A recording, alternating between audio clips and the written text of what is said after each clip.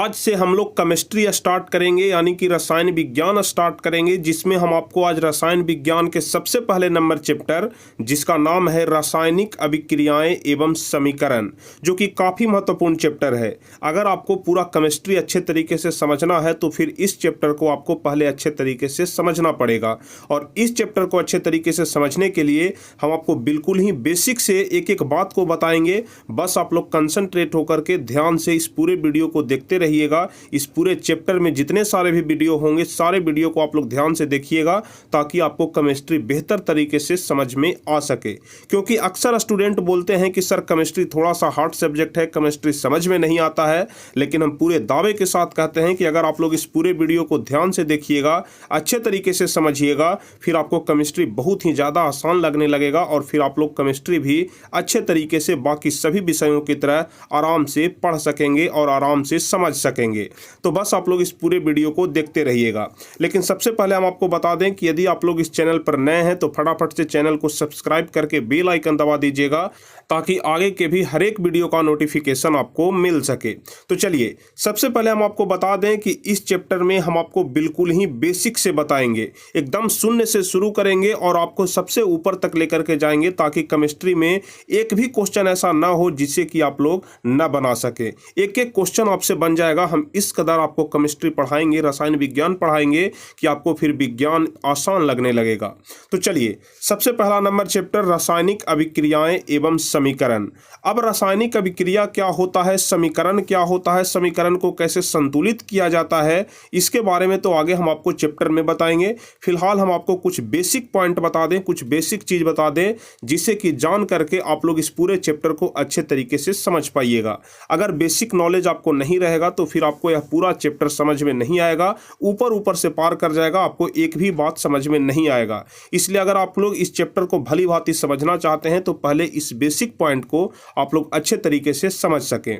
तो चलिए सबसे पहले हम आपको कुछ तत्वों के संकेत बताएंगे और उसके अलावा तत्वों के परमाणु संख्या बताएंगे। क्योंकि अगर आपको केमिस्ट्री पढ़ना है बेहतर तरीके से तो फिर आपको तत्वों का संकेत और तत्वों का परमाणु संख्या अच्छे तरीके से याद होना चाहिए। अब चलिए कुछ तत्वों का संकेत जो कि काफी महत्वपूर्ण होता है, अक्सर ऑब्जेक्टिव क्वेश्चन में भी पूछा जाता है और सब्जेक्टिव क्वेश्चन में भी इसका उपयोग होता है। तो सबसे पहले आपको तत्वों का संकेत और परमाणु संख्या याद रखना बहुत ही ज्यादा जरूरी है। ज्यादा नहीं, कुल मिलाकर के तत्व तो बहुत ज्यादा है, लेकिन आप 20-25 ही अगर याद रखते हैं फिर आपको उतना से काम चल जाएगा।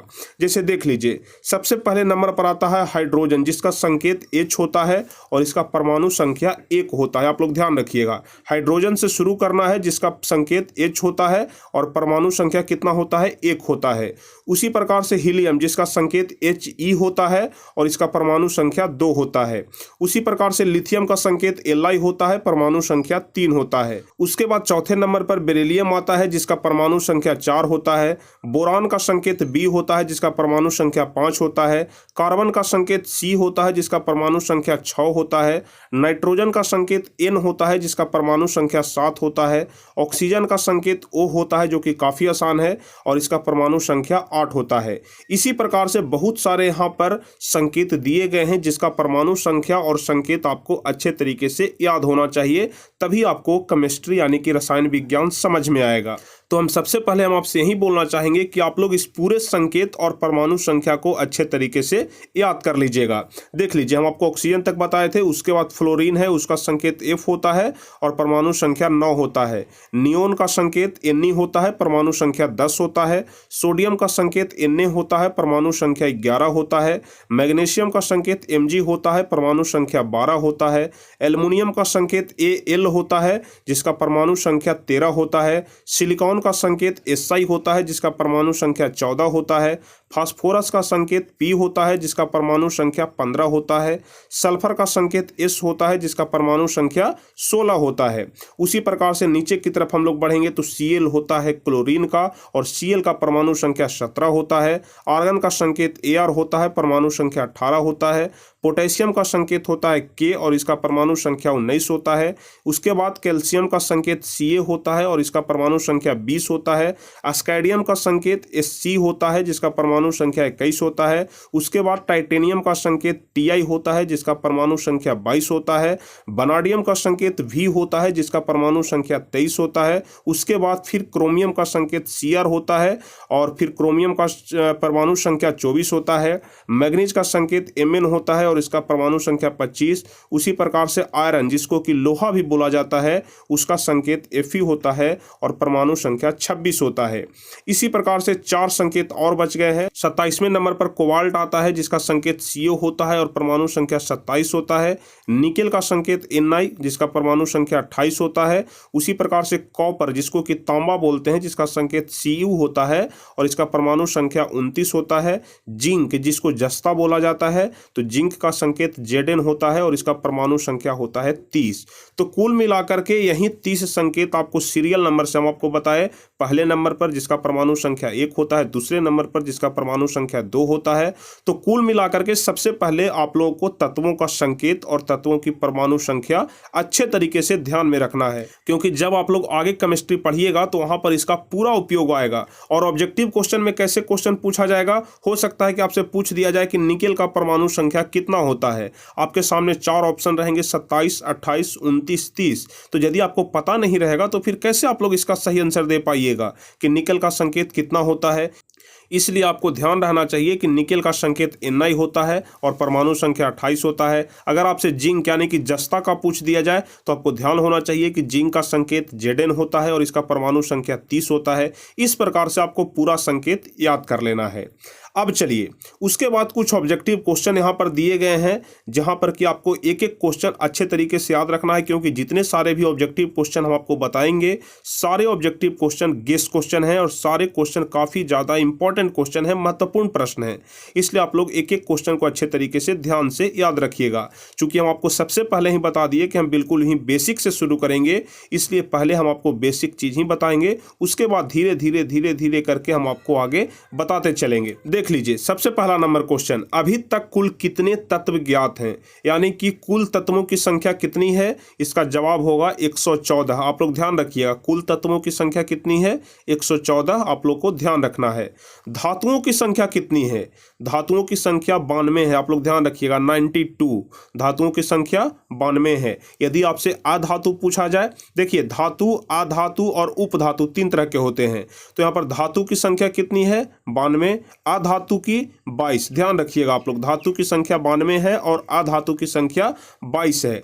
अगर आपसे पूछ दिया जाए कि निष्क्रिय गैसों के नाम लिखें, निष्क्रिय गैस जिसको कि अक्रिय गैस भी बोला जाता है या फिर नोबेल गैस भी बोला जाता है। हो सकता है कि निष्क्रिय की जगह पर आपसे पूछ दिया जाए कि अक्रिय गैस का नाम लिखें, हो सकता है कि आपसे पूछ दिया जाए कि नोबेल गैस का नाम लिखें। तो या तो निष्क्रिय रहे या फिर अक्रिय रहे या फिर नोबेल रहे, तीनों एक ही नाम है, बस आप लोग को ध्यान रखना है, कंफ्यूज नहीं होना है। तो अगर आपसे निष्क्रिय या फिर अक्रिय या फिर नोबेल गैस का नाम पूछा जाए कि कौन कौन सा ऐसा गैस है जो कि निष्क्रिय गैस है, तो उसमें आपको बताना है हीलियम, नियॉन, आर्गन, क्रिस्टॉन, जेनॉन, उसके बाद रेडॉन। मतलब कुल मिलाकर के आपको 6 गैस का नाम याद रखना है, ठीक है। हीलियम, नियॉन, आर्गन, क्रिस्टॉन, जेनॉन और रेडॉन 6 गैस होते हैं जो कि निष्क्रिय गैस होते हैं, अक्रिय गैस होते हैं या फिर इसको नोबेल गैस भी बोला जाता है। अब देखिए अगला नंबर क्वेश्चन है कि किस तत्व को चाकू से काटा जा सकता है।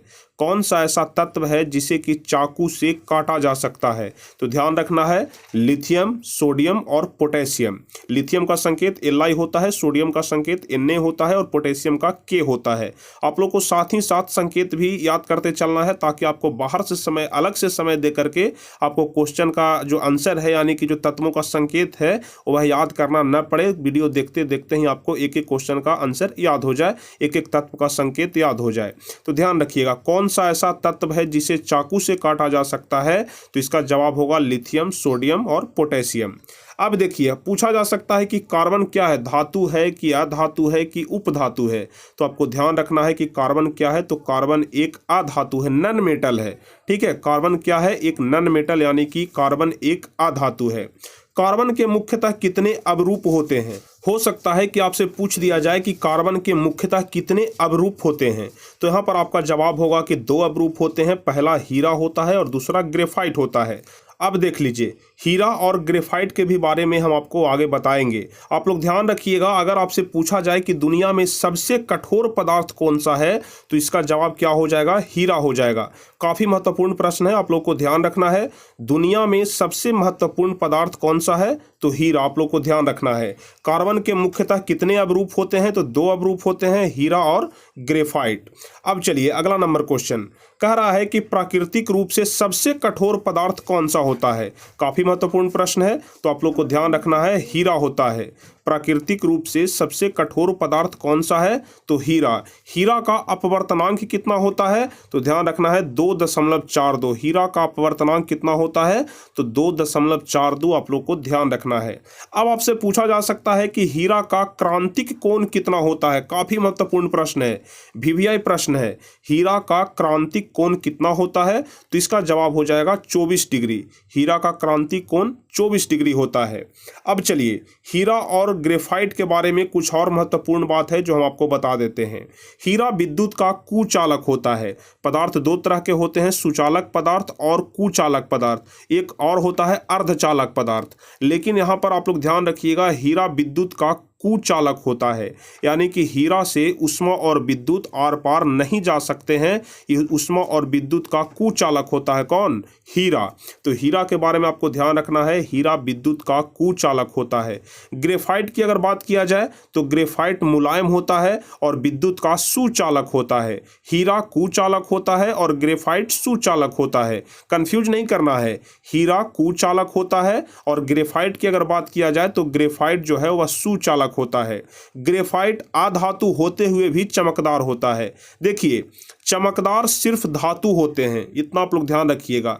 जितने सारे भी धातु होते हैं वह चमकदार होते हैं, लेकिन जो ग्रेफाइट है वह अपवाद में आता है। क्यों अपवाद में आता है? क्योंकि ग्रेफाइट धातु नहीं है बल्कि अधातु है, लेकिन अधातु होते हुए भी वह चमकदार होता है, इसलिए इसको अपवाद की श्रेणी में रखा गया है। ग्रेफाइट अधातु होते हुए भी चमकदार होता है, लेकिन आयोडीन अधातु होते हुए भी चमकदार होता है। तो ग्रेफाइट और आयोडीन के बारे में आप लोग को ध्यान रखना है कि दोनों अधातु होते हुए भी चमकदार होते हैं। ग्रेफाइट विद्युत का सुचालक होता है, हीरा विद्युत का कुचालक होता है। तो 5 पॉइंट यहाँ पर है, पांचों पॉइंट आपको ध्यान से याद रखना है। अब चलिए, अगर आपसे पूछ दिया जाए 2 नंबर वाले क्वेश्चन में कि परमाणु संख्या 1 से 30 तक के तत्वों का नाम लिखें, मतलब परमाणु संख्या जिसका 1 है और परमाणु संख्या 30 तक के जितने सारे भी तत्व हैं सभी तत्वों का नाम लिखना है। तो बस आप लोग एक बार ध्यान से यहाँ पर देख लीजिए कि सारे तत्वों का नाम किस प्रकार से है। आपको हम ऊपर में 1 से लेकर के 30 तक के जितने सारे भी तत्व हैं सभी का नाम क्रमबद्ध तरीके से हम आपको सबसे शुरू में ही बता दिए हैं। तो इस क्वेश्चन को आप लोग अच्छे तरीके से देख लीजिएगा। अब चलिए देख लीजिए, यह वाला जो पॉइंट है वह सबसे महत्वपूर्ण पॉइंट है। सबसे ऊपर में लिथियम है। देख लीजिए, क्वेश्चन यहाँ पर है कि कौन सा धातु किस धातु को हटा सकता है। एक बात आप लोग ध्यान रखिएगा कि जो ज्यादा सक्रिय धातु होते हैं वह कम सक्रिय धातु को आसानी से हटा देते हैं। तो हम लोग कैसे समझ में आएगा, कैसे हम लोग पहचानेंगे कि कौन सा धातु अधिक सक्रिय है, कौन धातु किसको हटाएगा किसको नहीं हटाएगा? इसको समझने के लिए आपको सबसे पहले यहाँ पर समझना पड़ेगा। देख लीजिए, हम आपको बिल्कुल ही बेसिक से पढ़ा रहे हैं। बस अगर आप लोग थोड़ा सा ध्यान दे दीजिएगा फिर आपको केमिस्ट्री आसानी से समझ में आने लगेगा। देख लीजिए, कौन सा धातु किस धातु को हटा सकता है। सबसे ऊपर में लिथियम है, उसके बाद पोटेशियम है, उसके बाद सोडियम है, उसके बाद कैल्शियम है, उसके बाद मैग्नीशियम है, उसके बाद एल्युमिनियम है, जिंक है, आयरन जिसको लोहा भी बोलते हैं, और उसके बाद है टीन। इसके बाद भी नीचे थोड़ा सा और बचा हुआ है, सीसा हो गया जिसको लेड बोलते हैं जिसका संकेत पीबी होता है, हाइड्रोजन हो गया, कॉपर हो गया, मरकरी हो गया, चांदी हो गया, सोना हो गया, प्लेटिनम हो गया। अब आपको यहाँ पर समझना क्या है कि कौन सा धातु किस धातु को हटा सकता है। तो देख लीजिए, H से नीचे वाला सभी तत्व जल से और वायु से अभिक्रिया नहीं करते हैं। H से नीचे वाला सभी तत्व, अब हमको देखना है, इसको आप लोग अपने कॉपी पर अच्छे तरीके से पहले नोट कर लीजिएगा। सीरियल बाय सीरियल जिस प्रकार से हम यहाँ पर लिखे हैं उस प्रकार से आपको कॉपी पर नोट कर लेना है। और जो सबसे पहला पॉइंट है कि H से नीचे वाला सभी तत्व जल से और वायु से अभिक्रिया नहीं करते हैं। तो कहाँ पर H है देख लीजिए, नीचे यहाँ पर आपको हम नीचे दिखा रहे थे। H यानी कि हाइड्रोजन से नीचे वाला जितना सारा भी तत्व है, यानी कि कॉपर हो गया, मरकरी हो गया, चांदी हो गया, सोना हो गया, प्लेटिनम हो गया, यह जितने सारे भी तत्व हैं यह सभी जल से और वायु से अभिक्रिया नहीं करते हैं। यानी कि अगर आपसे पूछ दिया जाए कि 5 ऐसे तत्व का नाम बताएं जो जल से और वायु से अभिक्रिया नहीं करते हैं, तो वह 5 तत्व का नाम कौन कौन सा हो जाएगा? बस आपको H से नीचे वाले सभी तत्व का नाम बोल देना है। जैसे कॉपर हो गया, मरकरी हो गया, चांदी हो गया, सोना हो गया, प्लेटिनम हो गया। संकेत आपको ध्यान रखना है, कॉपर का Cu, मरकरी जिसको पारा बोलते हैं उसका Hg होता है, चांदी का Ag होता है, सोना का Au होता है, प्लेटिनम का Pt होता है। तो H से नीचे वाले जितने सारे भी तत्व हैं सभी जल से और वायु से अभिक्रिया नहीं करते हैं। अब देख लीजिए दूसरा पॉइंट है, ऊपर वाला तत्व नीचे वाले तत्व से अधिक सक्रिय होते हैं। ऊपर वाला तत्व जो है वह नीचे वाले तत्व से अधिक सक्रिय होते हैं। कहने का मतलब जैसे सबसे ऊपर वाला तत्व लिथियम हो गया, उसके बाद पोटेशियम हो गया, सोडियम हो गया, कैल्शियम हो गया। तो जैसे जैसे हम लोग नीचे बढ़ेंगे सक्रियता धीरे धीरे घटते जाएगा। जैसे जैसे नीचे बढ़ेंगे सक्रियता धीरे धीरे क्या हो जाएगा? घटते चला जाएगा। और जैसे जैसे हम लोग ऊपर की तरफ बढ़ेंगे सक्रियता धीरे धीरे बढ़ते चला जाएगा।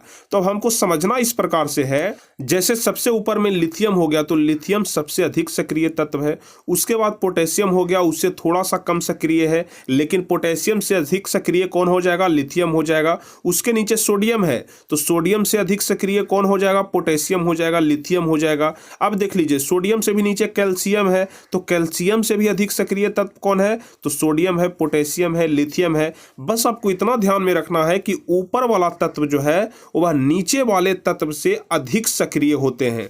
जैसे नंबर 1, 2 से अधिक सक्रिय है। अब यहां पर नंबर 1, 2 कहने का मतलब आप लोग देख लीजिए, नंबर 1 यानी कि जो लिथियम है नंबर 2 से अधिक सक्रिय है। कहने का मतलब कि पोटेशियम से अधिक सक्रिय है।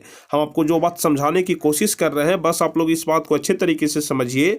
नंबर 1 नंबर 2 से अधिक सक्रिय है, नंबर 2 नंबर 3 से अधिक सक्रिय है, नंबर 3 नंबर 4 से अधिक सक्रिय है। कहने का मतलब कि लिथियम है वह पोटेशियम से अधिक सक्रिय है, पोटेशियम है वह सोडियम से अधिक सक्रिय है, सोडियम है वह कैल्शियम से अधिक सक्रिय है, कैल्शियम है वह मैग्नीशियम से अधिक सक्रिय है। मतलब जितने सारे भी ऊपर वाले तत्व हैं वह नीचे वाले तत्व से अधिक सक्रिय होंगे। अब देख लीजिए, अब आपको इतना ध्यान रखना है कि ऊपर वाले तत्व जो है वह नीचे वाले को हटा सकते हैं, लेकिन नीचे वाले ऊपर वाले को नहीं हटा सकते हैं। अब हटाना मतलब क्या होता है? आप लोग के दिमाग में आ रहा होगा कि हटाने वाला काम कहाँ होगा। तो जब आप लोग समीकरण को संतुलित करिएगा तब कौन सा तत्व किसको हटाएगा, जिसको विस्थापन बोलते हैं, द्विव विस्थापन बोलते हैं, बस थोड़ा सा आगे हम आपको बताएंगे, वहां पर आपका इसका जरूरत पड़ेगा। तो इसलिए आप लोग इस बात को ध्यान रखिएगा, जो ऊपर वाला तत्व है वह नीचे वालों को हटा सकता है। जैसे देख लीजिए 8वां नंबर Fe है और 9वां नंबर टीन यानी कि Sn है। तो कहने का मतलब कि ऊपर वाला तत्व यानी कि जो आयरन है वह टीन को हटा सकता है, लेड है वह हाइड्रोजन को हटा सकता है। मतलब ऊपर वाला जो तत्व है वह नीचे वाले तत्व को आसानी से हटा सकता है, लेकिन नीचे वाला तत्व अगर सोचेगा कि हम ऊपर वाले को हटा दें तो वह कभी कतई संभव नहीं है। आप लोग इस प्रकार से समझिए कि जो ऊपर बैठा हुआ है वह सीनियर है और जो नीचे हो गया वह जूनियर हो गया। जैसे देख लीजिए 7वां नंबर, 8वां नंबर, 9वां नंबर, 10वां नंबर इस प्रकार से है। तो जो ऊपर में है वह सीनियर हो गया, जो नीचे है वह जूनियर हो गया। तो कभी भी जूनियर सीनियर को नहीं हटा सकता है, बल्कि जो सीनियर है वही जूनियर को हटाएगा। मतलब ऊपर वाला नीचे वाला को हटा सकता है, लेकिन नीचे वाला ऊपर वाला को कभी नहीं हटा सकता है। आप लोग इतना ध्यान रखिएगा। अब देख लीजिए 1 3 को हटा सकता है, लेकिन 3 1 को नहीं हटा सकता है। वही बात है जो हम आपको समझाने की कोशिश कर रहे हैं कि ऊपर वाला तत्व नीचे वाला को हटा सकता है, लेकिन नीचे वाला ऊपर वाला को नहीं हटाएगा। अब देख लीजिए यहाँ पर एक महत्वपूर्ण पॉइंट लिखा गया है, बस आपको इसको ध्यान रखना है। Mg कहने का मतलब कि मैग्नीशियम, Mg किसका संकेत होता है? मैग्नीशियम का संकेत होता है। तो Mg ठंडा जल से अभिक्रिया नहीं करेगा। Mg जो है वह जल से अभिक्रिया नहीं करता है। आप लोग को इतना ध्यान रखना है। अब चलिए, यहाँ तक तो आप लोग समझ गए होंगे बड़े ही आराम से। इसके बाद कुछ और भी महत्वपूर्ण प्रश्न है जिससे आप लोग को देख लेना है। निम्नलिखित में कौन सबसे कम सक्रिय तत्व है? यहाँ पर 4 तत्व का नाम लिखा गया है, जहाँ पर आपसे पूछा जा रहा है कि यह जो चारों तत्व है निम्नलिखित में से कौन सबसे कम सक्रिय तत्व है। ऑप्शन है सोडियम, जिंक, टीन और पोटेशियम। तो इसका सही जवाब हो जाएगा टीन। टीन का संकेत क्या होता है? एसएन। आप लोग को ध्यान रखना है, संकेत आपको साथ ही साथ ध्यान रखना है। जैसे ही हम बोलते हैं सोडियम, आपको मन में ही सोचना है कि सोडियम का संकेत क्या होता है? Na होता है। जैसे ही हम बोलते हैं जिंक, जिंक का संकेत क्या होता है? Zn होता है। जैसे ही हम बोलते हैं पोटेशियम, पोटेशियम का संकेत क्या होता है? K होता है। इस प्रकार से यदि आप लोग बोलते चलिएगा, अपने मन ही मन सोचते चलिएगा, फिर आपको संकेत बहुत जल्द ही याद हो जाएंगे। तो आप लोग को ध्यान रखना है, निम्नलिखित में कौन सबसे कम सक्रिय तत्व है? तो जवाब होगा टीन। उसके बाद निम्नलिखित में कौन सा तत्व सबसे ज्यादा सक्रिय है? 4 ऑप्शन यहां पर भी दिए गए हैं। कौन सा तत्व सबसे अधिक सक्रिय है? ऑप्शन है कॉपर, एल्युमिनियम, लेड और आयरन। तो इसका सही जवाब एल्युमिनियम हो जाएगा। एल्युमिनियम जो तत्व है वह सबसे ज्यादा सक्रिय तत्व है। अब चलिए, निम्नलिखित में से कौन सा तत्व है जो जल के किसी भी अवस्था के साथ अभिक्रिया नहीं करता है? जल के किसी भी अवस्था कहने का मतलब हुआ कि वह जल से तो अभिक्रिया नहीं करेगा, इसके अलावा यदि वह बर्फ है, बर्फ जो है वह भी तो एक जल का ही हिस्सा है। अगर जलवाष्प बोलते हैं वह भी एक जल का ही हिस्सा है। तो जल के किसी भी अवस्था के साथ अगर कोई भी चीज अभिक्रिया नहीं करता है, वह कौन सा तत्व है? निम्नलिखित में कौन सा तत्व है जो जल के किसी भी अवस्था के साथ अभिक्रिया नहीं करता है? ऑप्शन है तांबा, मरकरी, चांदी और इनमें से सभी। तो इसका सही जवाब इनमें से सभी हो जाएगा, यानी कि न तांबा, न मरकरी, न चांदी, तीनों में से कोई भी ऐसा तत्व नहीं है जो जल के किसी भी अवस्था के साथ अभिक्रिया कर सके। इसलिए इसका सही जवाब सभी हो जाएगा। यही सभी जो ऑब्जेक्टिव क्वेश्चन, वस्तुनिष्ठ प्रश्न जो अभी हम आपको बता रहे हैं, यही आपके परीक्षा में सीधा सीधा पूछा जाएगा। इसलिए आप लोग एक एक बात को अच्छे तरीके से ध्यान से याद रखिएगा। अब चलिए, अगला नंबर क्वेश्चन, निम्नलिखित में से कौन सा तत्व है जो जल के किसी भी अवस्था के साथ अभिक्रिया नहीं करता है? क्वेश्चन सेम है, बस यहाँ पर ऑप्शन बदल दिया है, ऑप्शन अलग अलग रख दिया है। आपको कंफ्यूज नहीं होना है, ध्यान रखना है। कौन सा ऐसा तत्व है जो जल के किसी भी अवस्था के साथ अभिक्रिया नहीं करता है? ऑप्शन है पोटेशियम, मैग्नीशियम, जिंक और इनमें से कोई नहीं। तो देख लीजिए, ऊपर वाले क्वेश्चन में हम आपको बताए थे कि कौन सा ऐसा तत्व है जो जल के किसी भी अवस्था के साथ अभिक्रिया नहीं करता है। तो आप लोग इसका सही जवाब क्या दिए थे? तांबा, मरकरी और चांदी इनमें से सभी होगा। लेकिन उसी क्वेश्चन को यहाँ पर पूछा जा रहा है कि निम्नलिखित में कौन सा तत्व है जो जल के किसी भी अवस्था के साथ अभिक्रिया नहीं करता है? तो इसका सही जवाब हो जाएगा इनमें से कोई नहीं। उसके बाद अगला नंबर क्वेश्चन, सेम वही क्वेश्चन है, कौन सा ऐसा तत्व है जो जल के किसी भी अवस्था के साथ अभिक्रिया नहीं करता है? लिथियम, कैल्शियम, आयरन और सोना। तो इसका सही जवाब हो जाएगा सोना। जो सोना होता है वह जल के किसी भी अवस्था के साथ अभिक्रिया नहीं करता है। अब देख लीजिए, यहां पर एक महत्वपूर्ण क्वेश्चन है जो अक्सर 2 नंबर वाले प्रश्न में पूछा जाता है। तांबा का टैंक बनाया जाता है जबकि लोहा का टैंक क्यों नहीं बनाया जाता है? जो पानी वाला टैंक होता है वह तांबा का बनाया जाता है, लेकिन लोहा का टैंक क्यों नहीं बनाया जाता है? काफी महत्वपूर्ण क्वेश्चन है, इसको वैज्ञानिक कारण भी बोल सकते हैं। इसका सही जवाब क्या होगा? आप लोग जानते होंगे कि लोहा जल के साथ अभिक्रिया कर लेता है, लेकिन जो तांबा होता है वह जल के साथ अभिक्रिया नहीं करता है। तांबा जल के साथ अभिक्रिया नहीं करता है, लेकिन जो लोहा होता है वह जल के साथ अभिक्रिया कर लेता है। इसी वजह से तांबा का टैंक बनाया जाता है जबकि लोहा का टैंक नहीं बनाया जाता है। तो किस प्रकार से हम लोग लिखेंगे? लोहा जल के साथ अभिक्रिया कर लेता है जबकि तांबा जल के किसी भी अवस्था के साथ अभिक्रिया नहीं करता है। यही कारण है कि तांबा का टैंक बनाया जाता है जबकि लोहा का टैंक नहीं बनाया जाता है। तो उम्मीद करते हैं कि आप लोग इस बात को अच्छे तरीके से समझ गए होंगे। काफी आसान क्वेश्चन था। अब चलिए, अगला नंबर क्वेश्चन, लोहा के 2 प्रमुख अयस्कों के नाम बतावें। देख लीजिए, जितने सारे भी क्वेश्चन हम आपको बता रहे हैं सारे क्वेश्चन महत्वपूर्ण हैं। यदि आप लोग को लग रहा है कि यह सारे क्वेश्चन आसान हैं, हम तो ऐसे ही बना लेंगे, तो आप फिर बिल्कुल गलत सोच रहे हैं। आप लोग एक एक क्वेश्चन को बस ध्यान से समझते जाइए। अगर आधा घंटा आप लोग ध्यान से पढ़ते हैं तो फिर परीक्षा में आप लोग बेहतर अंक ला सकते हैं। केमिस्ट्री थोड़ा सा हार्ड सब्जेक्ट जरूर है, इस बात को हम भी मानते हैं, लेकिन अगर अगर समझाने वाला बेहतर तरीके से समझा दे फिर आपको एक एक बात आसान लगने लगेगा। तो आपको याद रखना है लोहा के दो प्रमुख अयस्क कौन कौन है, हेमाटाइट और मैग्नेटाइट। हेमाटाइट और मैग्नेटाइट यही दो अयस्क हैं जो कि लोहा के प्रमुख अयस्क हैं। हेमाटाइट जिसका सूत्र होता है Fe2O3, मैग्नेटाइट जिसका होता है Fe3O4। आप लोग को ध्यान रखना है, कभी कभी ऑब्जेक्टिव क्वेश्चन में पूछ देता है हेमाटाइट का सूत्र क्या होता है, तो आपको ध्यान है तब आप लोग तुरंत बता दीजिएगा कि Fe2O3। मैग्नेटाइट का क्या होता है, Fe3O4 होता है। हेमाटाइट किस धातु का अयस्क है, क्वेश्चन को उलट करके पूछ सकता है हेमाटाइट किस धातु का अयस्क है, तो इसका सही जवाब लोहा हो जाएगा। अब चलिए बॉक्साइट का सूत्र क्या होता है, बॉक्साइट का सूत्र क्या होता है, Al2O3 इंटू 2H2O। क्या होता है, Al2O3 इंटू 2H2O। आप लोग को ध्यान रखना है Al2O3 इंटू 2H2O। बॉक्साइट किस धातु का अयस्क है, एल्युमिनियम का। जिस प्रकार से ऊपर में हम आपको बताए कि लोहा के दो प्रमुख अयस्क है हेमाटाइट और मैग्नेटाइट, हेमाटाइट लोहा का अयस्क है, उसी प्रकार से जो बॉक्साइट है वह एल्युमिनियम का अयस्क है। बॉक्साइट का सूत्र क्या होता है, Al2O3 इंटू 2H2O। एल्युमिनियम धातु का प्रमुख अयस्क कौन सा है, तो एल्युमिनियम का प्रमुख अयस्क कौन सा है, बॉक्साइट है। क्वेश्चन को कितने तरह से पूछा जा सकता है, कितने तरीके से घुमाया जा सकता है, एक एक तरीका हम आपको यहाँ पर दे दिए हैं। ऐसा एक भी क्वेश्चन नहीं है कि अगर इस प्रकार से पूछा जाए तो इसके बारे में आपको जानकारी ही ना हो, ऐसा हम बिल्कुल ही नहीं रहने देंगे। चलिए तांबा के कितने अयस्क होते हैं, लोहा और एल्युमिनियम के बारे में तो आप लोग जान गए। अब बताइए तांबा के कितने अयस्क होते हैं, तो दो अयस्क। आप लोग ध्यान रखिएगा तांबा के दो अयस्क होते हैं, कॉपर ग्लांस जिसको Cu2S बोला जाता है, और एक होता है कॉपर पाइराइट्स जिसको कि CuFeS2 बोला जाता है। तो आप लोग को ध्यान रखना है तांबा के दो अयस्क होते हैं, कॉपर ग्लांस जो कि काफ़ी महत्वपूर्ण है। यह वाला जो क्वेश्चन हम आपको बता रहे हैं कि तांबा के कितने अयस्क होते हैं काफ़ी महत्वपूर्ण है, तो आपको ध्यान रखना है तांबा के दो महत्वपूर्ण अयस्क होते हैं, कॉपर ग्लांस जिसको Cu2S बोला जाता है, और एक होता है कॉपर पाइराइट्स जिसको CuFeS2 बोला जाता है। कॉपर ग्लांस किस धातु का अयस्क है, हो सकता है कि ऑब्जेक्टिव क्वेश्चन में पूछ दिया जाए कि कॉपर ग्लांस किस धातु का अयस्क है, तो इसका सही जवाब कॉपर हो जाएगा।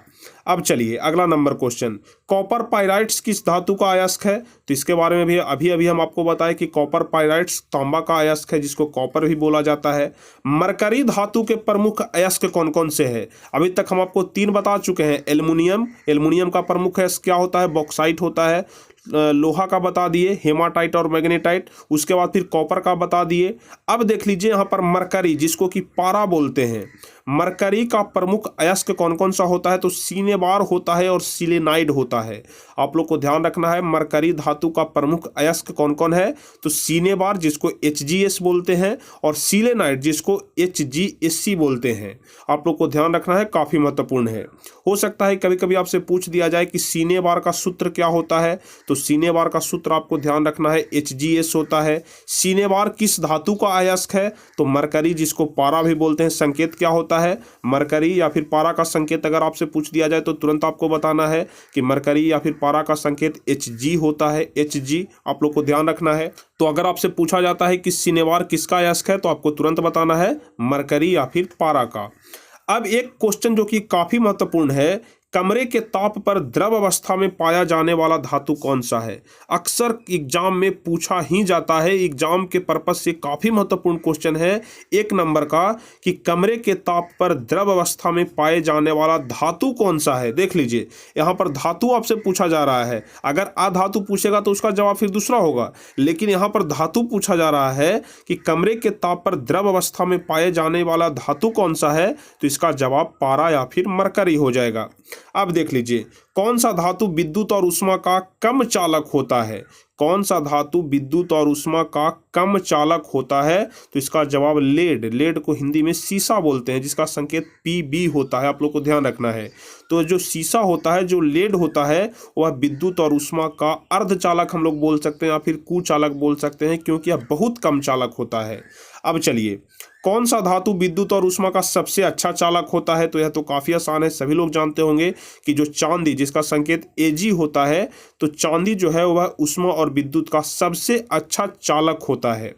निम्नलिखित में कौन सा धातु वायु से अभिक्रिया नहीं करता है? तो आप लोग को ध्यान रखना है सोना, जिसका संकेत Au होता है, सोना का संकेत Au आप लोग को ध्यान ही होगा। तो जो सोना होता है वो वह वायु से अभिक्रिया नहीं करता है। कौन सा धातु वायु से अभिक्रिया नहीं करता है? तो सोना आप लोग को ध्यान रखना है। अब देख लीजिए असली जो टॉपिक है आपका यहाँ से स्टार्ट होता है। यह वाला टॉपिक काफ़ी महत्वपूर्ण है। अगर आप लोग इस टॉपिक को अच्छे तरीके से सीख जाते हैं तो समझिए कि आपका ऑब्जेक्टिव क्वेश्चन में 5 से 7 नंबर कन्फर्म हो गया, क्योंकि इस टॉपिक से ही केवल केमिस्ट्री में, रसायन विज्ञान में 4, 5, 6 क्वेश्चन तक पूछा जाता है। तो अब बस आप लोगों को यह बात अच्छे तरीके से ध्यान रखना है। देख लीजिए, पहला है उष्मा रहने पर उष्मा क्षेपी। कहने का मतलब यहाँ पर देख लीजिए शुरू में प्लस और माइनस का साइन लगा हुआ है। कहने का मतलब कि अगर उष्मा बाहर निकल रहा है, कोई भी अगर रासायनिक समीकरण लिख रहे हैं, कोई भी अगर रासायनिक अभिक्रिया हो रहा है, अगर उससे उष्मा बाहर निकल रहा है तो उसको उष्मा क्षेपी बोलते हैं। अगर उष्मा का अवशोषण हो रहा है, उष्मा शोषित हो रहा है, तो फिर उसको हम लोग उष्मा शोषी बोलेंगे। जब 2 से 1 हो जाए तो उसको संयोजन बोलते हैं, संयोजन अभिक्रिया, वियोजन अभिक्रिया। अभी देखिए थोड़ा देर बाद हम आपको इसके बारे में विस्तार रूप से बताएंगे। तो जब 2 से 1 हो जाए उसको संयोजन बोलते हैं, लेकिन जब 1 से 2 हो जाए तो उसको वियोजन बोलते हैं। इसके बारे में हम आपको विस्तार रूप से अभी बस तुरंत कुछ ही देर के बाद बताएंगे।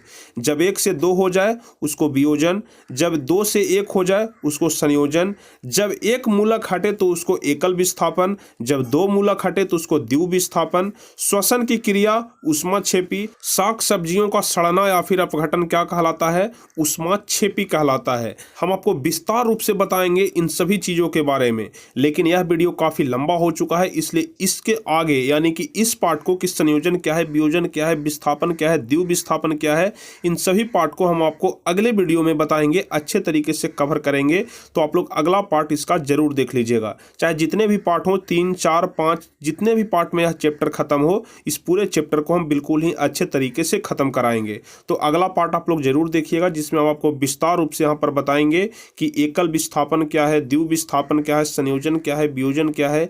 यहाँ के बाद से कुछ रासायनिक अभिक्रियाओं का संकेत यहाँ के बाद से हम आपको अगले वीडियो में बताएंगे। तो उम्मीद करते हैं कि आप सभी लोगों को यह वीडियो काफी पसंद आया होगा, अच्छे तरीके से आप लोग सीख पाए होंगे, केमिस्ट्री की एक एक बात को आप लोग अच्छे तरीके से सीखे होंगे, बेसिक चीज को आप लोग समझे होंगे। तो अगर आपको वीडियो अच्छा लगा हो तो वीडियो को एक लाइक जरूर कर दीजिए, अपने दोस्तों के बीच शेयर भी कर दीजिए। और जो भी स्टूडेंट इस चैनल पर नए हैं, पहली बार वीडियो देख रहे हैं, तो चैनल को जरूर सब्सक्राइब कर लीजिएगा, ताकि अगला पार्ट जो हो यानी कि इसके आगे जितने सारे भी वीडियो इस चैनल पे अपलोड हों, एक एक वीडियो का नोटिफिकेशन आपके पास पहुंचते रहे। तो आप लोग चैनल को सब्सक्राइब करके बेल आइकन जरूर दबा लीजिएगा, ताकि आगे के हर एक वीडियो का नोटिफिकेशन आपको मिल सके। तो चलिए फिर मिलेंगे हम आपसे अगले वीडियो में कुछ इसी प्रकार के महत्वपूर्ण वीडियो के साथ, हेल्पफुल वीडियो के साथ। तब तक के लिए जय हिंद, धन्यवाद।